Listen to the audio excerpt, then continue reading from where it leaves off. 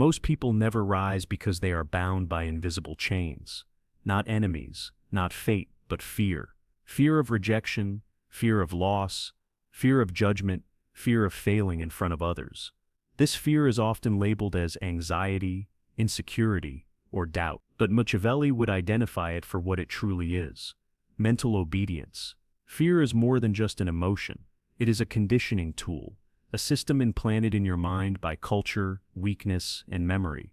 Unless you eradicate it, you will always yield before you strike. This is the essence of Machiavelli's neuro-conditioning method, a ruthless mental reprogramming technique aimed at eliminating hesitation, guilt, and emotional clutter, leaving only sharp clarity, precision ice. It does not involve therapy or journaling, nor does it care about making you feel better. This is a method for the man who seeks power, not comfort. To gain that power, he must eradicate fear at its root. Modern society accepts fear as natural, but Machiavelli disagrees. Fear is implanted. It is learned from weak parents who warned you against standing out, from teachers who punished speaking without permission, from friends who mocked your confidence, from failures you never properly reframed, and from a society that thrives on control rather than freedom. Fear is not an inherent flaw. It is your programming, and that programming can be rewritten. But first, fear must be pulled out of the shadows and confronted. Most men think they are strategizing their way through life, when in reality, they are simply avoiding fear, disguised as prudence. They say, "Now is not the right time," or "I'm just being realistic," or "I'll wait until I'm more ready." But all of these are fear dressed up in a suit and tie, clean, polished, reasonable, yet still fear. Machiavelli insists the mind must be hardened before it becomes sovereign. Your brain must relearn who commands it, not through inspiration, but through harsh conditioning. This is the first and most brutal shift. You are not afraid. You are a man experiencing fear, and that experience is merely data. You must learn to observe fear from the outside, to feel it and analyze it like a threat, not a truth. You must eliminate phrases like "I'm scared," "I'm not ready," and "this makes me anxious," replacing them with "there is fear present." This is a surge. It will pass.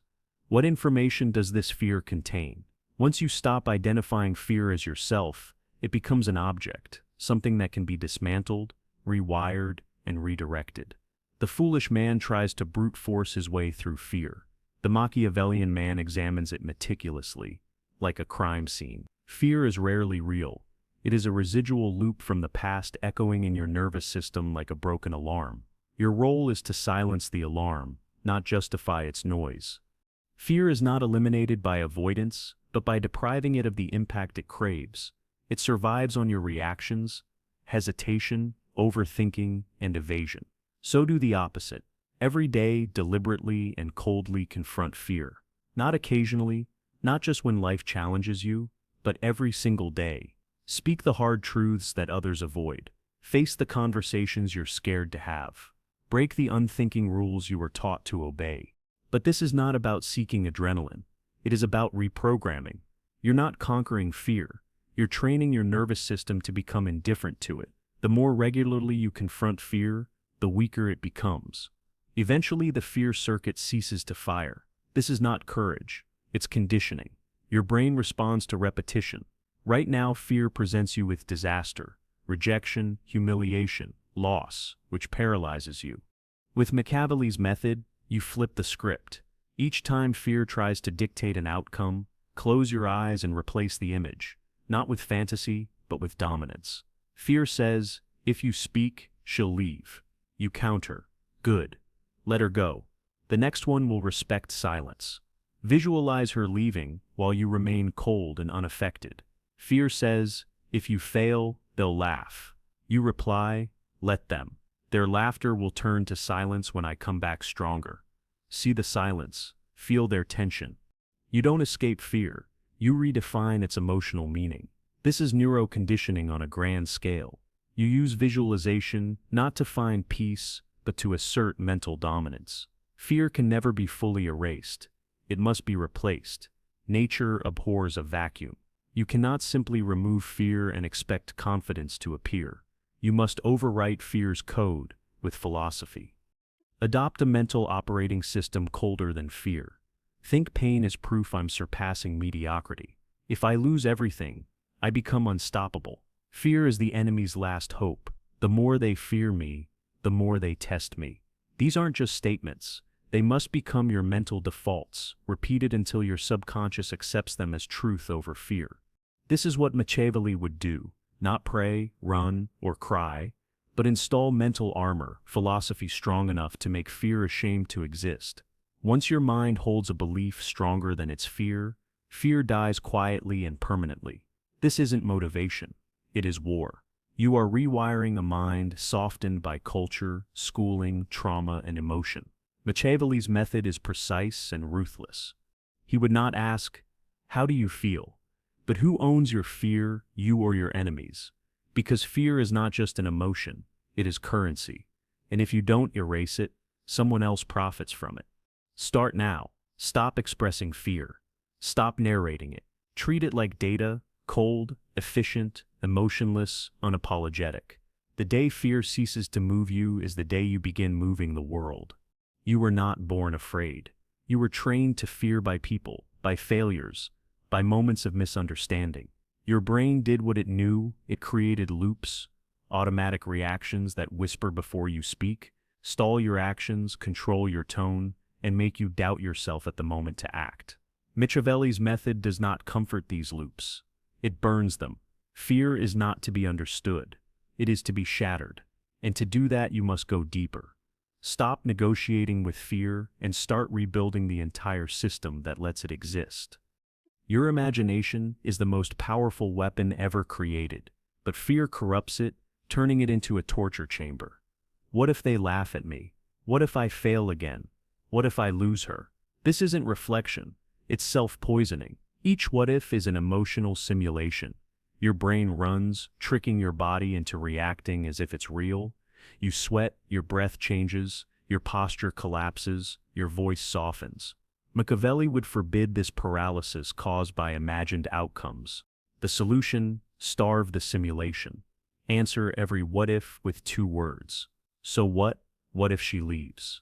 So what? What if I get rejected? So what? What if I lose everything? Then I'll rebuild it better. This is not arrogance but neural dominance. You cut fear's fuel line. You don't debate or rationalize. You destroy fear instantly. The simulation shuts down. The system panics. Then silence, true silence. The sound of freedom. Modern culture teaches you to comfort fear, to soothe it with "it's okay, I'm safe, I'm allowed to feel this." Machiavelli calls this mental betrayal. Each comfort only reinforces fear's power. Instead, condition your mind to punish weakness. Each time a fearful thought arises, create a micro-response. Stop mid-sentence, clench your fist, straighten up, say cancel, out loud, and shift immediately to action. This isn't violence, it's loop interruption so fierce that your mind learns fear equals punishment. Soon fearful thoughts cease altogether. The brain repeats only what it deems safe. Now fear is unsafe, punished, burned, erased.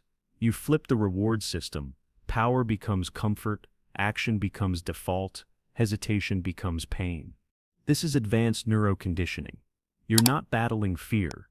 You're reprogramming the creator of fear.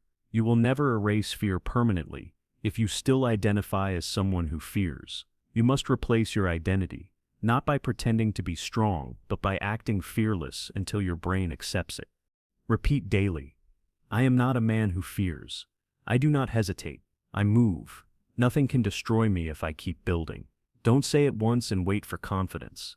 Say it every day, at waking, before speaking, before entering tension, before doubt takes hold. Even when fear whispers, respond with command, not emotion. Repetition is stronger than feelings. Emotions fluctuate, but repetition reshapes the mind. This method is what can be called Machiavellian neuroconditioning. It is not about simply motivating yourself with fleeting emotions or temporary boosts of willpower. Instead, it is akin to installing new software into your mind, an entirely new operating system. Each time you repeatedly affirm a powerful coded phrase, you effectively rewrite the software that governs your thoughts and reactions. Gradually, you establish a mental framework where fear no longer has any place to exist or thrive. Fear itself often flourishes in the fertile ground of self-obsession. Many men remain trapped in fear because they have been led to believe that deeply processing their trauma and wounds is more vital than cultivating the capacity to be dangerous. That is, powerful and effective in the world. As a result, they spend endless hours journaling, overanalyzing their emotions and experiences, and retreating inward on a perpetual quest to heal. However, Machiavelli's philosophy does not revolve around creating kings through healing their wounds. Rather, he created kings by making them relentlessly useful. You do not conquer fear by understanding every little detail about it. Instead, you defeat fear by immersing yourself so fully in purposeful action and relentless engagement that you simply no longer have the space or luxury to indulge it. When your schedule is packed from morning till night with goals of domination, rigorous training, creative output, construction, and silent, deliberate movement, fear has nowhere to grow because fear thrives on boredom and inertia. Fear expands in the emptiness of idle minds, unclaimed energy, and unstructured time. So, to eliminate fear, you remove the environment that cultivates it. You do not require some sudden, life-altering breakthrough. What you need is a mission so consuming that it occupies every inch of your mind and leaves no room for hesitation. Now, there lies a profound paradox that dismantles fear permanently. The moment you fully embrace the worst possible outcome, accepting that you will survive no matter what occurs, fear itself dies. You may lose her, yet you are still breathing. You may lose the job, but you rebuild something stronger and more resilient. You may face rejection, but you move forward. You may fail publicly, but you return, quiet and resolute. Instead of resisting or denying the worst-case scenario, you study it meticulously, plan thoroughly, and confront it with cold, unwavering eyes. Once you reach the point where you have nothing left to protect, no fragile identities or attachments, you become a man who cannot be threatened. This is the ultimate stage of fearlessness. You are not entitled to bravery in some mythical sense. Instead, you become empty of hesitation. This absence of hesitation is palpable to the world, expressed in the way you walk, the intensity of your gaze, and the silence that fills the space between your words. People may have told you that fear is something manageable, something to negotiate with. But Machiavelli would counter that fear is only ever one thing, either your master or your prey. There is no middle ground. You do not tame fear, you hunt it down. You build a mind that simply will not tolerate the voice of fear. You do not suppress fear lightly. Instead, you drown it in relentless routine. You do not accept it, you burn it with daily, rigorous repetition. You do not discuss or justify fear. You override it with decisive, immediate execution. When fear finally vanishes, your movement becomes inherently dangerous. Your tone becomes an unchallengeable finality. Your stare becomes inviolable. At this moment, people cease underestimating you, not because you have shouted, but because you no longer pause. This absence of hesitation marks the moment fear departs from your system and is replaced by something far colder. Command without apology, without emotion, and without resistance.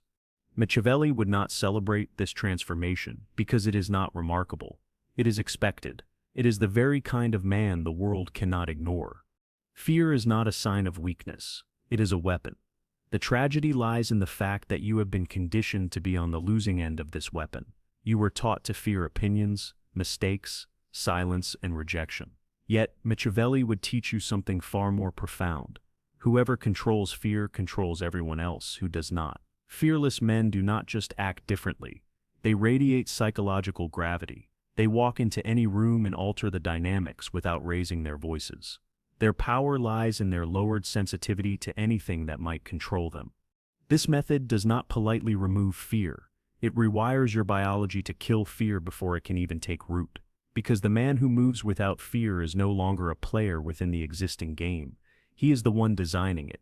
One of the most subtly debilitating fears is the fear of not being allowed. Many men carry this fear silently. They ask themselves, am I allowed to say this? Am I allowed to try that? Do I need prior approval? They wait anxiously for signals, validation, or some form of permission before making their next move. But Machiavelli would warn you, If you are waiting for permission, you have already surrendered. In doing so, you have declared to the world, my ability to move depends on someone else's comfort. This mentality kills momentum indefinitely. The reprogramming move is simple yet profound. Assume permission. Unless it is physically barred, permission does not exist. Speak your mind freely. Ask for nothing in advance. Act as though the system already belongs to you, because once you move with the conviction of belonging, you inevitably do. Society punishes the timid, but follows the self-assured. Why? Because deep down, people are searching for someone brave enough to make the first move. Be that man, even if your legs shake. Courage is not the absence of fear. It is the supremacy of action over fear. Fear's most dangerous ally is not physical pain, but the avoidance of psychological pain, embarrassment, rejection, loss, awkwardness, discomfort. Machiavelli's system overturns this entirely. Pain is not punishment. It is a form of payment. Every moment you push through fear is not suffering. It is a price you pay for influence. Every time you speak when your throat is tight, you sharpen your edge. Every time you act despite tension, your nervous system rewires itself. Every time you are ignored, dismissed, or laughed at, your tolerance grows. You are effectively purchasing a new and stronger version of yourself. Therefore, when fear rises, you do not retreat or flinch. Instead, you smile inwardly and say, "This is the cost. I pay it now, and I never pay it again." This mindset makes you dangerous, because you are willing to endure what others flee from, and when they flee, you rise. Here is one of the most effective forms of neuro-conditioning. Actively seek rejection, not because you enjoy humiliation, but to feel its power dissipate from your body. Most men spend their lives avoiding rejection. They speak cautiously, act meekly, and never demand more. The Machiavellian man does the opposite. He deliberately enters situations where rejection is probable. Why? Because after facing rejection 5, 10, 50 times, something intangible shifts. The sting diminishes, rejection loses meaning. It becomes mere background noise. When rejection ceases to matter, you become immune to the opinions of others. That newfound freedom terrifies many, because most people only do what they believe will earn approval. You move without a leash, and unpredictability is power. Consistency is key in neuroconditioning. Fear is not eradicated in one moment. It is dismantled by stacking acts of defiance. You build a streak. On day 1, you say what you feared to say. On day 2, you take the action you have delayed for months. On day 3, you embrace discomfort with cold detachment. On day 4, you endure rejection without commentary. On day 5, you remain silent while others panic. And suddenly, a realization dawns. You are transforming into someone new. Fear no longer dictates the rhythm. You set the pace. You determine the tone. You decide the outcome. This streak is neither spiritual nor motivational. It is a process of repeated actions rewiring your brain. The brain obeys what is repeated frequently. Your mission, then, is to become someone who moves deliberately, despite fear every single day. Eventually, the fear diminishes because your brain accepts that this new version of yourself no longer responds to fear. It responds solely to purpose. The majority of fear that people experience stems from a fundamental illusion that they have something valuable to lose. This fear arises because individuals have anchored their sense of self and identity on external validations, on being liked by others, on maintaining safety and comfort, on appearing good in their actions, and on always being right. Niccolò Machiavelli would describe this precarious foundation as suicidal architecture, because it is as unstable and unreliable as building a house on quicksand. When life inevitably threatens these fragile identities, panic ensues. The solution to this instability is to reconstruct your sense of identity on unshakable foundations, things that cannot be taken from you. Core beliefs such as, I am adaptable in all situations. I continue to move forward no matter what challenges or pain I face. I never beg for anything. I replace what is lost without hesitation, and I am the kind of man who does not surrender to fleeting emotions. By building your identity on these immutable truths, even if you lose a business deal, a relationship, or your reputation, your essence remains intact. This provides you with a calm, unwavering edge, Because when there is nothing of true value to lose, there is nothing that can frighten you. This realization represents the deepest level of fearlessness. Most people, paradoxically, are addicted to the adrenaline that fear produces. They believe they despise fear, but in reality they crave it. They link fear to significance, to a sense of importance, to moments charged with high stakes and consequential decisions. However, Machiavelli would advise a completely different approach. Learn to feel absolutely nothing when fear arises. Not courage, not energy, not inspiration, but simply nothing. Your emotional response to fear should be as mundane and neutral as the sensation of brushing your teeth or pouring a glass of water. Once fear becomes a normal, unremarkable part of your experience, it loses its gripping narrative and its power over you dissolves. While others may flinch, hesitate, or overthink under pressure, you will walk steadily, speak clearly, and act decisively. Your actions won't spring from courage but from a place of neutrality. You won't feel brave, you will feel indifferent, but still move forward. Machiavelli would consider this state the ultimate stage of mastery over fear. When fear no longer holds a conversation in your mind, it reduces to mere background static, and your life flows as pure, unshaken, unapologetic, and unbreakable action. Fear does not merely depart from your body. It ceases to recognize you as its rightful host. You have burned the bridges fear once crossed. Yet, Machiavelli would leave you with one final profound insight before granting you sovereignty over your new power. You were never truly afraid of the world. The real source of your fear was yourself, the version of you that does not flinch, that is not liked, that moves too fast and too fiercely for others' comfort. This fear isn't a sign of weakness, rather, it is latent power and danger, held captive by years of polite hesitation. Now is the time to unleash it. This is a trap where many men find themselves stuck in the modern era. They fall into the belief that fear can be conquered through introspection alone. They reflect endlessly, journal their experiences, analyze childhood wounds, and wait for the perfect moment to take action. Machiavelli would scoff at this approach, recognizing that introspection has value only when it serves execution. Yet, most use it merely as a form of procrastination. They claim to be working on themselves, but what they really fear is testing themselves in the real world. Here is the necessary shift. Stop analyzing yourself like a faulty machine. Instead, start using yourself like a weapon. Precise, unrelenting, and forceful. Every second you spend wondering why you feel fear is a second wasted that could be spent building resistance to it. If you want to cultivate genuine confidence, build a consistent record of battling hesitation with decisive, violent action. Do not soothe fear, do not caress it, strike it down relentlessly. Every single time it arises, your brain will adapt accordingly, because when fear no longer receives your attention, it slowly dies of starvation.